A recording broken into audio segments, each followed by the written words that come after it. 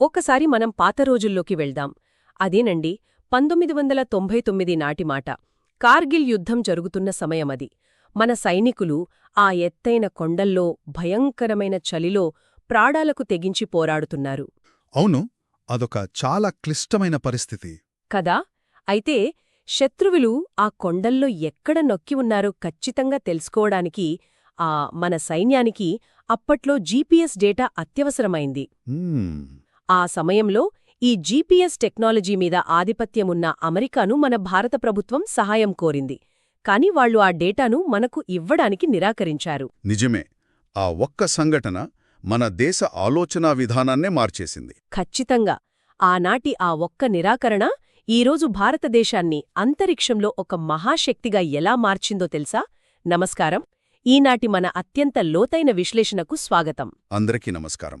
సాధారణంగా ఈ space technology లేదా అంతరిక్ష సాంకేతికత అనగానే అదొక పెద్ద బ్రహ్మవిద్యలాగా అర్థం కాని అంకెలతో ఉంటుందని చాలామంది భయపడుతుంటారు. అవును, ముఖ్యంగా యూపీఎస్సీ ప్రిలిమ్స్కి సన్నద్ధమయ్యే కొత్త అభ్యర్థులు కొంచెం కంగారు పడుతుంటారు. రైట్. కాని ఈరోజు మన లక్ష్యం ఒక్కటే. రాబోయే 2026 ప్రిలిమ్స్ పరీక్షలకు సిద్ధమవుతున్న ఆశావహుల కోసం ఈ సబ్జెక్ట్ను అత్యంత సులభంగా, స్పష్టంగా మార్చడం. సబ్జెక్ట్లో మీరు పూర్తిగా కొత్తవారైనా సరే కంగారు పడాల్సిన పనే లేదు.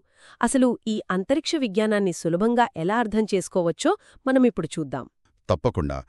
ఈరోజు మన విశ్లేషణను వీలైనంత సింపుల్గా చేద్దాం. అంటే యూపీఎస్సీ దృష్టిలో చూస్తే అంతరిక్ష సాంకేతికతను అర్థం చేసుకోవడానికి మనం మొత్తం సబ్జెక్టును 2 ప్రధాన భాగాలుగా విభజించుకోవచ్చు. 2 భాగాలు? అవును. అందులో మొదటిది డెలివరీ వాహనాలు, అంటే మన రాకెట్లు లేదా లాంచ్ వెహికల్స్ అన్నమాట. ఇక రెండవది ఆ వాహనాలు మోసుకెళ్లే సరుకు, అంటే ఉపగ్రహాలు లేదా శాటిలైట్లు. వావ్! వినడానికి అచ్చం మన ఫుడ్ డెలివరీ యాప్ మోడల్లాగా ఉందే. అవును, అచ్చమలాగే ఉంటుంది. ఆర్డర్ చేసిన ఫుడ్ అన్నమాట, అంతే కదా? కరెక్ట్, అదే పోలిక. ఆ డెలివరీ బాయ్ పని కేవలం ఆ ఫుడ్ని ఖచ్చితమైన లొకేషన్కి చేర్చడమే. ఒకసారి డెలివరీ అయ్యాక ఆ వాహనంతో పనిలేదు. ఆ తర్వాత అసలు పనిచేసేది ఆ ఫుడ్. భలే చెప్పారు. ఆ డెలివరీ ఏజెంట్ని లాంచ్ వెహికల్ అంటాం. ఆర్డర్ చేసిన ఫుడ్ని స్పేస్ పరిభాషలో పేలోడ్ అంటాం. ఉపగ్రహాలు పైకెళ్ళాక ఏం చేస్తాయో తెలుసుకునే ముందు అసలు వాటనక్కడికి ఎలా పంపుతున్నామో అర్థం చేసుకోవాలి. రైట్. ఇస్రో లాంచ్ వెహికల్స్ ప్రయాణం ఒక అద్భుతమైన పరిణామక్రమం. 1980వ దశకంలో SLV-3 అనే ఒక చిన్న రాకెట్ ఉండేది. దాని ద్వారా కేవలం 35 కిలోల బరువున్న రోహిణి శాటిలైట్ను భూకక్షలోకి పంపి ఉపగ్రహాలను సొంతంగా పంపగల సత్తా ఉన్న 7వ దేశంగా మన భారత్ అవతరించింది. కేవలం 35 కిలోలా?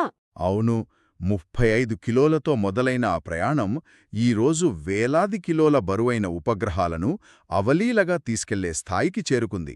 నిజంగా ఆశ్చర్యమే. అయితే ఇప్పుడు ఇస్రో దగ్గరున్న ప్రధానమైన డెలివరీ వాహనాల గురించి యూపీఎస్సీ అభ్యర్థులు ముఖ్యంగా ఏ పాయింట్స్ గుర్తుపెట్టుకోవాలి? వార్తల్లో మనం ఎప్పుడూ పిఎస్ఎల్వి గురించి వింటుంటాం కదా, దాని ప్రత్యేకత ఏంటి? పిఎస్ఎల్వి అంటే పోలార్ శాటిలైట్ లాంచ్ వెహికల్. దీన్ని ముద్దుగా ఇస్రో వర్క్ హార్స్ అని పిలుస్తారు. వర్క్ హార్స్ అంటే బాగా కష్టపడే గుర్రమని? అవును, నమ్మకమైన గుర్రంలాంటిది. ఎందుకంటే ఇది ఇప్పటివరకు 50కు పైగా వరుస విజయవంతమైన ప్రయోగాలు చేసింది. ప్రపంచంలోనే అత్యంత నమ్మకమైన రాకెట్లలో ఇది ఒకటి. గ్రేట్. తక్కువ బరువున్న ఉపగ్రహాలను, ముఖ్యంగా భూమిని పరిశీలించే రిమోట్ సెన్సింగ్ ఉపగ్రహాలను పంపడానికి దీన్ని వాడతారు. వీటిని భూమికి దగ్గరగా ఉండే ధ్రువ కక్షల్లోకి, అంటే సన్ సింక్రోనస్ ఆర్బిట్స్లోకి పంపుతారు. సన్ సింక్రోనస్ అంటే సూర్యుని వెలుతురు ఎప్పుడూ ఒకేలా పడే కక్ష అనమాట. ఖచ్చితంగా. దీనివల్ల భూమిని ఏ సమయంలో ఫోటోలు తీసినా స్పష్టంగా కనిపిస్తాయి. ఆ తర్వాత మనం తప్పక తెలుసుకోవాల్సిన మరో భారీ రాకెట్ LVM-3. ఒక్క నిమిషం, ఈ LVM-3 అనే పేరు నాకు కొంచెం కొత్తగా ఉంది. బహుశా గతంలో దీన్ని GSLV Mark 3 అనేవారా? అవును, సరిగ్గా పట్టారు. దాని పాత పేరే GSLV Mark 3. ఇప్పుడు దాన్ని అధికారికంగా లాంచ్ వెహికల్ Mark 3 అని పిలుస్తున్నారు. ఇది ప్రస్తుతానికి ఇస్రో వద్ద ఉన్న అత్యంత బరువైన, అత్యంత శక్తివంతమైన రాకెట్. దీని గురించి అభ్యర్థులు తెలుసుకోవాల్సిన అతి ముఖ్యమైన సాంకేతిక పాయింట్ ఒకటుంది. అదే క్రయోజెనిక్ ఇంజిన్. క్రయోజెనిక్? అవును. ఇందులో ఇంధనంగా చాలా చల్లటి వస్తువులను వాడతారు. అంటే -183 డిగ్రీల సెల్సియస్ వద్ద ఉన్న ద్రవ ఆక్సిజన్ మరియు -253 వద్ద ఉన్న ద్రవ హైడ్రోజన్ను ఇంధనంగా వాడతారు. ఏంటి -253 అవును. చేయడం మళ్ళీ దాన్ని మండించడం అనేది చాలా కష్టమైన పని కదా. అసలు ఇంత కష్టమైన ఇంజిన్ మనకెందుకు అవసరం పడింది? పిఎస్ఎల్వీతోనే పని కానివ్వచ్చు కదా. మంచి ప్రశ్న. ఈ ఇంధనాన్ని అంత తక్కువ ఉష్ణోగ్రత వద్ద నిల్వ చేయడానికి అత్యంత అధునాతనమైన లోహాలు కావాలి.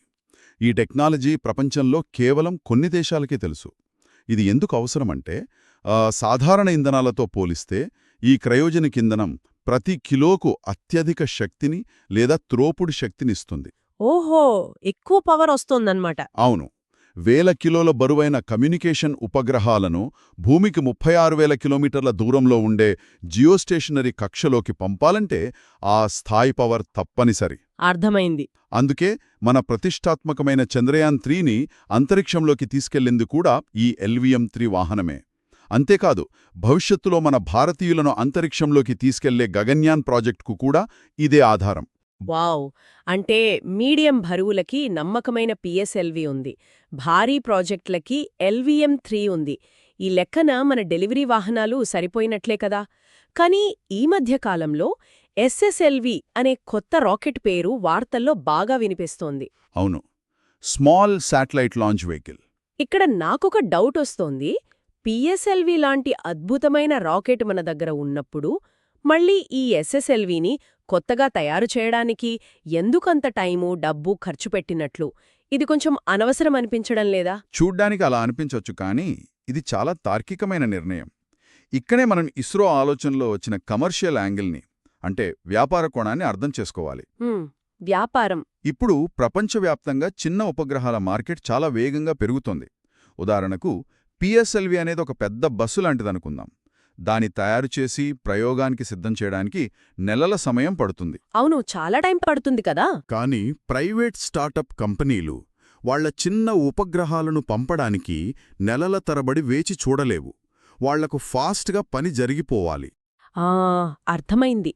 అంటే ఒక చిన్న పార్సిల్ పంపడానికి 10 చక్రాల లారీని బుక్ చేసి ఆ లారీ మొత్తం నిండే వరకు ఆగడం ఎంత అనవసరమో ఇది అంతే అనమాట.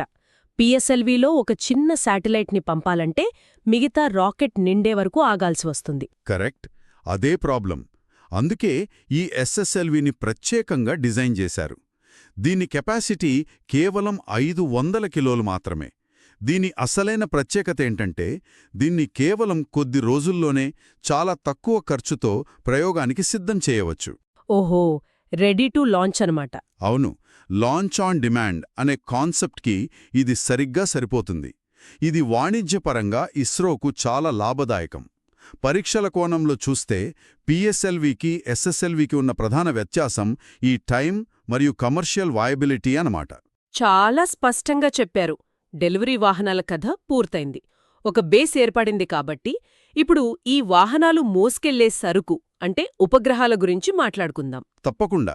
రాకెట్లోని డెలివరీ బాయ్స్ ద్వారా మనం ఎలాంటి ఉపగ్రహాలను పంపుతున్నాము, అసలు అవి భారతదేశ అభివృద్ధికి ఎలా ఉపయోగపడుతున్నాయి? ఎందుకంటే UPSC పరీక్షల్లో ఈ ఉపగ్రహాల ఉపయోగాల గురించే ఎక్కువగా ప్రశ్నలు వస్తుంటాయి. ఖచ్చితంగా.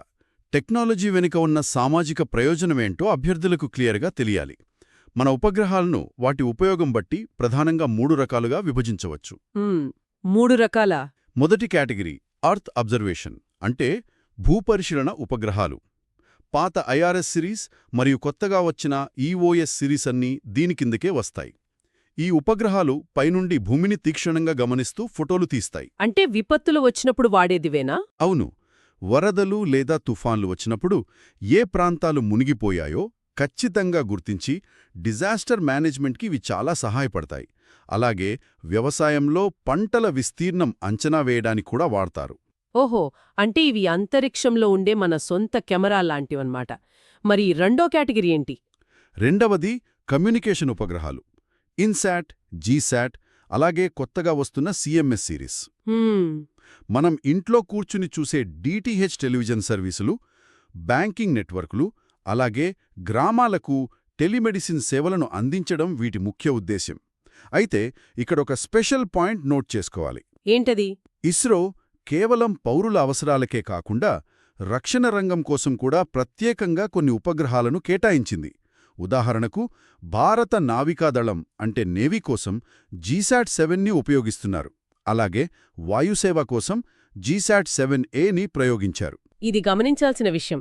ఇస్రో అంటే కేవలం పౌరసేవలే అని చాలామంది అనుకుంటారు. కానీ సైనిక అవసరాలకు కూడా ఇంత మద్దతిస్తోందన్నమాట. అవును. ఇక మూడవ కేటగిరీ విషయానికి వద్దాం. ఈ నావిగేషన్ గురించి మన అభ్యర్థులు చాలా శ్రద్ధగా వినాలి. చెప్పండి.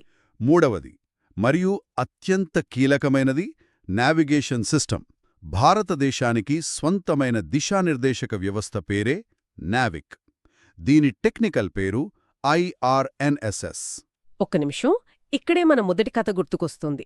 కార్గిల్ యుద్ధం సమయంలో అమెరికా వాళ్ల జీపీఎస్ మనకు ద్రోహం చేసింది కదా. బహుశా ఆ కోపం నుంచే ఈ నావిక్ పుట్టిందేమో. అంటే ఇది మన దేశీ గూగుల్ మ్యాప్స్ లాంటిదా? ఖచ్చితంగా అదే కారణం. కార్గిల్ యుద్ధం మనకు పెద్ద గుణపాఠం నేర్పింది. వేరే దేశం మీద ఆధారపడితే జాతీయ భద్రతకు ఎంత ముప్పో ఆనాడే అర్థమైంది. నిజమే. అందుకే ఇది కేవలం ఒక టెక్నాలజీ మాత్రమే కాదు. ఇది మన స్ట్రాటజిక్ అటానమీ అంటే వ్యూహాత్మక స్వయం ప్రతిపత్తికి ప్రతీక. మళ్లీ అలాంటి నిస్సహాయ పరిస్థితి రాకూడదనే మన స్వంత నావిక్ని నిర్మించుకున్నాం. అయితే ఇది అమెరికా జీపీఎస్ లాగా గ్లోబల్ సిస్టమ్ కాదు, ప్రాంతీయ సిస్టమ్ మాత్రమే. ప్రాంతీయమా? అంటే ఇది ప్రపంచం మొత్తాన్ని కవర్ చేయదా? దీని పరిధి ఎంతవరకు ఉంటుంది? యూపీఎస్సీకి ఇలాంటి డీటెయిల్స్ చాలా ముఖ్యం గదా. అవును. దీని కవరేజ్ భారతదేశం మొత్తం ఉంటుంది. అలాగే మన సరిహద్దుల నుండి సుమారు 1500 కిలోమీటర్ల దూరం వరకు విస్తరించి ఉంటుంది. మన భద్రతా అవసరాలకు ఆ పరిధి సరిపోతుంది. ఈ నావిక్లో 2 రకాల సేవలుంటాయి. పౌరుల కోసం స్టాండర్డ్ పొజిషనింగ్ సర్వీస్ మరియు మిలిటరీ కోసం ఎన్క్రిప్ట్ చేయబడిన రెస్ట్రిక్టెడ్ సర్వీస్. ఇది కాకుండా కేవలం విమానాల భద్రత కోసం ఎయిర్పోర్ట్ అథారిటీతో కలిసి ఇస్రో గాగన్ అనే మరో వ్యవస్థను కూడా తయారుచేసింది. అద్భుతం. నావిక్, జీశాట్ లాంటివి భూమిపై మన జీవితాలను చాలా సులభతరం చేస్తున్నాయి. కానీ ఇస్రో ఇప్పుడు కేవలం భూమిని మాత్రమే చూడట్లేదు కదా. వారు అంతరిక్షంలో మరింత లోపలికి సైన్స్ మిషన్ల వైపు వెళ్తున్నారు. అవును, డీప్ స్పేస్ మిషన్లు. వాటి గురించి మాట్లాడుకుందాం. ఈ అన్వేషణలో ఇస్రో సాధించిన విజయాలేంటి, ముఖ్యంగా ఎగ్జామ్ పాయింట్ ఆఫ్ వ్యూలో?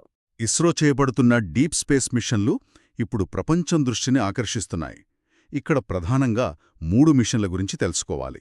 అందులో మొదటిది మనకందరికీ గర్వకారణమైన చంద్రయాన్-3. ఆహా, గ్రేట్ మిషన్. ఆగస్టు 23, 2023న చంద్రుని దక్షిణ ధ్రువంపై సాఫ్ట్ ల్యాండింగ్ చేసిన మొట్టమొదటి దేశంగా భారత్ చరిత్ర సృష్టించింది. ఆ రోజునే జాతీయ అంతరిక్ష దినోత్సవంగా ప్రకటించారు.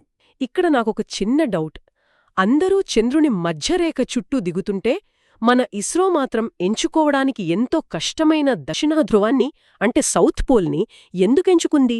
అక్కడేమైనా నీరు, మంచులాంటివి దొరికే అవకాశముందనా? సరిగ్గా ఊహించారు. దక్షిణ ధ్రువంలో సూర్యరశ్మి పడని బిలాలు చాలా ఉన్నాయి. అక్కడ మంచు రూపంలో నీరుండే అవకాశాలెక్కువ. భవిష్యత్తులో మానవులు చంద్రునిపై స్థావరాలు ఏర్పాటు చెయ్యాలంటే ఆ నీరు చాలా అవసరం. అంతేకాదు, ఆ నీటిని విడగొట్టి హైడ్రోజన్ మరియు ఆక్సిజన్గా మార్చితే అది అంగారకుడిపైకి వెళ్లే రాకెట్లకు ఇంధనంగా కూడా పనిచేస్తుంది. ఈ మిషన్లో విక్రమ్ అనే ల్యాండర్, ప్రగ్యాన్ అనే రోవర్ అద్భుతంగా పనిచేశాయి. సూపర్. మరి రెండవ ముఖ్యమైన మిషనేంటి? రెండవది ఆదిత్య L1. ఇది సూర్యుడిని అధ్యయనం చేయడానికి ఇస్రో పంపిన మొట్టమొదటి సౌర మిషన్. ఒక్క నిమిషం. సూర్యుడు అంటేనే మండిపోయే అగ్నిగోళం. దాన్ని అధ్యయనం చేయడానికి వెళ్లిన ఈ ఆదిత్య ఉపగ్రహం కాలిపోదా? అసలు ఈ పేరులో ఉన్న L1 పాయింట్ అంటే ఏంటి? చాలామందికొచ్చే సందేహం ఇదే. కాని ఆదిత్య ఉపగ్రహం సూర్యుడి దగ్గరకు ఏమీ వెళ్లడం లేదు. అది భూమికి కేవలం 15 లక్షల కిలోమీటర్ల దూరంలో ఉన్న లాగ్రాంజ్ పాయింట్ 1 చుట్టూ తిరుగుతోంది. 15 లక్షల కిలోమీటర్లా? అవును. భూమి నుండి సూర్యుడుకున్న మొత్తం దూరంలో ఇది కేవలం 1% మాత్రమే. లాగ్రాంజ్ పాయింట్ అంటే ఏమిటంటే భూమి మరియు సూర్యుని గురుత్వాకర్షణ శక్తులు సమానంగా ఉండే ప్రదేశం. అంటే ఒక తాడును ఇటువైపు కొంతమంది, అటువైపు కొంతమంది సమాన బలంతో లాగుతున్నప్పుడు ఆ తాడు మధ్యలో కదలకుండా స్థిరంగా ఉండిపోతోంది. అచ్చం అలాగేనా? అవును, ఖచ్చితమైన పోలిక. ఆ L1 పాయింట్ కూడా ఉపగ్రహాన్ని పార్క్ చేయడానికి వీలైన స్థిరమైన ప్రదేశం అన్నమాట. ఓహో, అక్కడ పార్క్ చేశారన్నమాట. అవును, అక్కడ ఆదిత్య ఉపగ్రహాన్ని ఉంచడం వల్ల ఒక గొప్ప లాభం ఉంది. భూమి అడ్డురావడం, గ్రహణాలు ఏర్పడటం లాంటి అడ్డంకులేమీ అక్కడుండవు. కాబట్టి 24 గంటలు సూర్యుణ్ణి ఎలాంటి అంతరాయం లేకుండా గమనించవచ్చు. దానివల్ల మనకేంటి లాభం? సూర్యుడి ఉపరితలం నుండి అకస్మాత్తుగా వెలువడే కొరోనల్ మాస్ ఎజెక్షన్స్ లాంటి ప్రమాదకరమైన సౌరగాలులను ముందే పసిగట్టవచ్చు. ఈ సౌరగాలులో భూమివైపు వస్తే మన శాటిలైట్లు పాడయ్యే ప్రమాదం ఉంది. అందుకే స్పేస్ వెదర్ని అంచనా వేయడానికి ఈ మిషన్ చాలా ముఖ్యం. వావ్! సో L1 పాయింట్ అనేది కంటిన్యూయస్గా అబ్జర్వ్ చేయడానికి ఎంచుకున్న బెస్ట్ లొకేషన్ అన్నమాట. సరే, చంద్రుడు, సూర్యుడు కవర్ అయ్యారు. ఇంకా ఈ డీప్ స్పేస్లో మూడవ మిషన్ ఏంటి? మూడవది జనవరి 1, 2024న ప్రయోగించిన ఎక్స్పోశాట్. కృష్ణబిలాలు అంటే బ్లాక్ హోల్స్ గురించి అధ్యయనం చేయడానికి పంపిన ఉపగ్రహం ఇది. ఇది ఎక్స్రే ధృవాన్ని అంటే ఎక్స్రే పోలరైజేషన్ని విశ్లేషిస్తుంది. ఒక్క నిమిషం. ఈ ఎక్స్రే పోలరైజేషన్ అనేది కొంచెం టెక్నికల్గా ఉంది. దీన్ని సింపుల్గా ఎలా అర్థం చేసుకోవచ్చు? సింపుల్గా చెప్పాలంటే, మనం ఎండలో బైక్ నడుపుతున్నప్పుడు సూర్యకాంతి రోడ్డు మీద పడి కళ్లకు చెదిరిపోతుంది కదా. అవును, అప్పుడు కళ్ళు మండుతాయి. అప్పుడు మనం పోలరైజ్డ్ సన్ గ్లాసెస్ వాడతాం. ఆ గ్లాసెస్ ఆ గందరగోళ కాంతిని ఫిల్టర్ చేసి కేవలం ఒకే దిశలో వచ్చే కాంతిని కంటికి పంపిస్తాయి. అవును, అప్పుడు విజన్ క్లియర్గా ఉంటుంది. ఎక్స్పోశాట్ కూడా దాదాపు ఇలాంటి పనే చేస్తుంది. బ్లాక్ హోల్స్ నుండి వచ్చే ఎక్స్రే కాంతి అత్యంత గందరగోళంగా ఉంటుంది. ఆ కాంతి ఎలా ఫిల్టర్ అయి వస్తుందో కొలవడం ద్వారా ఆ బ్లాక్ హోల్స్ ఆకారం గురించి శాస్త్రవేత్తలు అర్థం చేసుకుంటారు. ఈ ప్రయోగం చేయడంలో నాసా తర్వాత మన భారతదేశానిదే రెండవ స్థానం. అద్భుతం! బ్లాక్ హోల్స్ మిస్ట్రీలు, సోలార్ స్టార్మ్స్ నుండి కాపాడటం, ఇవన్నీ వింటుంటే చాలా ప్రౌడ్గా ఉంది. కాని భవిష్యత్తులో సవాళ్లు ఇంకా పెద్దవిగా ఉంటాయి కదా? అవును, ఖచ్చితంగా. మరి ఇస్రో భవిష్యత్ ప్రణాళికలు ఏంటి? అలాగే అంతరిక్ష రంగంలోకి వస్తున్న ప్రైవేట్ భాగస్వామ్యం గురించి కూడా చర్చిద్దాం. భవిష్యత్తు కోసం ఇస్రో అత్యంత ప్రతిష్టాత్మకమైన ప్రాజెక్టులు చేపడుతోంది. అందులో అతి ముఖ్యమైనది గగన్యాన్. మన సొంత టెక్నాలజీతో మన వ్యోమగాములను 400 కిలోమీటర్ల ఎత్తుకు తీసుకెళ్లి సురక్షితంగా తిరిగి భూమికి తీసుకురావాలన్నదే దీని లక్ష్యం. మనుషులను పంపడమంటే మామూలు విషయం కాదు కదా. వారిని ప్రాణాలతో వెనక్కి తీసుకురావాలి. ఖచ్చితంగా. రాకెట్ను పైకి పంపడం కన్నా వాళ్లను బ్రతికించడం చాలా ముఖ్యం. అందుకే రీసెంట్గా క్రూ ఎస్కేప్ సిస్టమ్కు సంబంధించిన అబార్ట్ టెస్ట్ని విజయవంతంగా చేశారు. అబార్ట్ టెస్ట్ అంటే గాలిలో ఏదైనా ఫెయిల్ అయితే వ్యోమగాములున్న క్యాప్స్యూల్ మాత్రమే విడిపోయి సురక్షితంగా సముద్రంలో పడేలా ఈ సిస్టమ్ పనిచేస్తుంది. దీనికోసం ఇంటర్నేషనల్ సపోర్ట్ కూడా తీసుకుంటున్నారు. ఆక్సియం మిషన్ 4 ద్వారా మన ఇస్రో వ్యోమగామి శుభాంశు శుక్లా ఇంటర్నేషనల్ స్పేస్ స్టేషన్కు వెళ్ళొచ్చారు. ఈ అనుభవం గగన్యాన్కు ఎంతో హెల్ప్ అవుతుంది. భారతీయుడు మళ్లీ అంతరిక్షంలో అడుగుపెట్టడం చాలా గొప్ప విషయం. ఇంకేమీ ప్లాన్స్ ఉన్నాయి? 2025లో జరిగిన ఒక సాంకేతిక అద్భుతం గురించి సిలబస్లో తప్పక తెలుసుకోవాలి. అదే స్పాడెక్స్ మిషన్. అంతరిక్షంలో 2 వేర్వేరు ఉపగ్రహాలను విజయవంతంగా కలుపుతూ అంటే డాకింగ్ చేస్తూ ఇస్రో ఒక ప్రయోగం చేసింది. 2 ఉపగ్రహాలను కలపడమంటే అది ఎంత కష్టమైన పని! ఇది ఎంత కష్టమంటే ఒకరిక్కడ్నుంచి బుల్లెట్ ఫైర్ చేశారు, వేరొకరు కిలోమీటర్ దూరం నుంచి ఇంకో బుల్లెట్ ఫైర్ చేశారనుకోండి. బాబోయ్! ఆ 2 బుల్లెట్లు గాలిలో ఢీకొనకుండా అత్యంత మృదువుగా ఒకదానితో ఒకటి అతుక్కుంటే ఎలా ఉంటుందో ఇది కూడా అంతే. ఎందుకంటే శాటిలైట్స్ గంటకు 28,000 కిలోమీటర్ల వేగంతో ప్రయాణిస్తుంటాయి. అంత స్పీడ్లో డాకింగ్ చేయడమా? అవును. ఆ వేగంలో 2 వస్తువులను అనుసంధానించడం మామూలు విషయం కాదు. అమెరికా, రష్యా, చైనా తర్వాత ఈ ఘనత సాధించిన 4వ దేశం భారత్. ఇది ఎందుకు ముఖ్యమంటే 2035 నాటికి భారతీయ అంతరిక్ష స్టేషన్ను ఏర్పాటు చెయ్యాలనే లక్ష్యానికి ఈ డాకింగ్ టెక్నాలజీయే పునాది. అంటే భవిష్యత్తులో అంతరిక్షంలో మనగంటూ ఒక సొంత ఇల్లు ఉండబోతోందన్నమాట. మరి గగన్యాన్, స్పేస్ స్టేషన్ లాంటి ఈ భారీ ప్రాజెక్టులన్నీ ఇస్రో ఒక్కటే చేయగలదా? ఇక్కడే ప్రైవేట్ రంగం పాత్ర మొదలవుతుందా? కరెక్ట్గా పట్టుకున్నారు. ఇస్రో ఒక్కటే అన్నీ చేయలేదు. అందుకే ప్రైవేట్ సంస్థలకు స్వాగతం పలకడం కోసం ఇన్స్పేస్ అనే రెగ్యులేటరీ ఏజెన్సీని ఏర్పాటు చేశారు. స్టార్టప్లు స్వంతంగా రాకెట్లను ప్రయోగిస్తున్నాయి. మిషన్ డెఫ్ స్పేస్ ద్వారా ప్రైవేట్ స్టార్టప్లు మిలిటరీకి కూడా శాటిలైట్లను తయారు చేస్తున్నాయి. ఇదంతా వింటుంటే నాకు ఆలోచనొస్తోంది. ఇస్రో ఇప్పుడు కేవలం బస్సులు కొని నడిపే ఆర్టీసీ సంస్థలాగా కాకుండా ప్రైవేట్ వాహనాలు ప్రయాణించే హైవేల నిర్మించే ఎన్హెచ్ఏఐ లాగా మారుతోంది, అవునా? ఎగ్జాక్ట్లీ. రొటీన్ ప్రయోగాలన్నీ ప్రైవేట్ స్టార్టప్ వాళ్లకు అప్పగించేసి తన మేధస్సునంతా కేవలం గగన్యాన్ లాంటి అధునాతన ప్రాజెక్టులపైనే పెడుతోంది. 100% కరెక్టే. ఇదే ప్రస్తుత ప్రభుత్వ విధానం కూడా. అద్భుతమైన వ్యూహం. సరే, మనం ఈ విశ్లేషణ ముగింపుకొచ్చేశాం. రాబోయే యూపీఎస్సీ ప్రిలిమ్స్కి సిద్ధమవుతున్నవారు ప్రధానంగా launch vehicles, Navik, Chandrayaan three, Aditya L1, ఎక్స్పోశాట్, అలాగే గగన్యాన్ ప్రైవేట్ భాగస్వామ్యం పట్ల చాలా స్పష్టమైన అవగాహన ఏర్పరుచుకోవాలి కదా? అవును, ఇవన్నీ పరీక్షా సిలబస్లో అత్యంత కీలకమైన అంశాలు. అయితే ముగించే ముందు ఒక ఆసక్తికరమైన అంశాన్ని వదలాలనుకుంటున్నాను. అదేంటంటే ప్రాజెక్ట్ నేత్ర. నేత్ర. అవును, ఇది అంతరిక్షంలో తిరుగుతున్న చెత్తను, అంటే స్పేస్ డెబ్రిస్ను పర్యవేక్షించి మన ఉపగ్రహాలకు ముప్పు లేకుండా చూసే వ్యవస్థ. అలాగే చైనా లాంటి దేశాల నుండి మన ఉపగ్రహాలను రక్షించుకోవడానికి మన ప్రభుత్వం బాడీగార్డ్ శాటిలైట్స్ తయారు చేసే దిశగా అడుగులు వేస్తున్నట్లు సమాచారముంది. బాడీగార్డ్ శాటిలైట్స్ అంటే నేలమీద వీఐపీలకే కాదు, అంతరిక్షంలో ఉపగ్రహాలకు కూడా సెక్యూరిటీ గార్డ్స్ అవసరం పడుతోందా? ఇది కొంచెం భయంగా ఉందే. అవును, ఇది జీర్ణించుకోలేని వాస్తవం. భవిష్యత్తులో అంతరిక్షాన్ని చేరుకోవడం కన్నా అక్కడ మనం పెట్టిన 100 కోట్ల ఆస్తులను శత్రుదేశాల దాడుల నుండి రక్షించుకోవడమే అసలైన సవాలు. ఒకవేళ ఎవరైనా శత్రుదేశం మన నావిక్ ఉపగ్రహాలను కూల్చేస్తే మన దేశంలోని బ్యాంకింగ్, రక్షణ వ్యవస్థలు అన్నీ స్తంభించిపోతాయి. చాలా డేంజర్. అంతరిక్షం ఒక యుద్ధరంగంగా, అంటే వెపనైజేషన్ ఆఫ్ స్పేస్గా మారితే మన భద్రతను ఎలా కాపాడుకోవాలి అన్నది చాలా తీవ్రమైన ప్రశ్న. నిజంగానే ఇది ఆలోచన రేకెత్తించే విషయం.